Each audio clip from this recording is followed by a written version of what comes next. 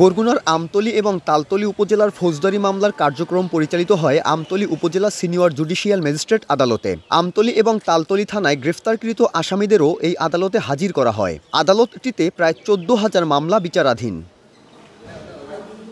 কিন্তু গত প্রায় 5 মাস ধরে এ আদালতের একমাত্র বিচারকের পদটি শূন্য।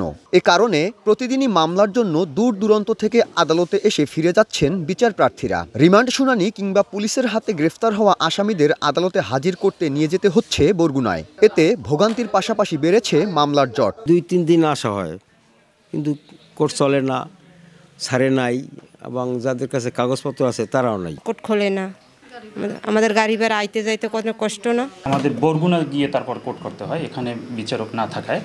তো এতে আমাদের আসলে বিচার ব্যবস্থা খুবই সমস্যা হয়। জেলা পাবলিক প্রসিকিউটর জানান, আমতলী সিনিয়র জুডিশিয়াল ম্যাজিস্ট্রেট আদালতে বিচারক পদায়নের জন্য সংশ্লিষ্টদের সঙ্গে আলোচনা হয়েছে। এই বিষয়টা আমরা ইতিপূর্বে আমি ল মিনিস্ট্রিতে কথা বলছি, তারা আশ্বস্ত করছে যে খুব রিসেন্টলি আমাদের একজন বিচারক এখানে প্রদান করবে। সবশেষ গত বছরের 12 সেপ্টেম্বর এ আদালতে বিচার কাজ হয়েছে।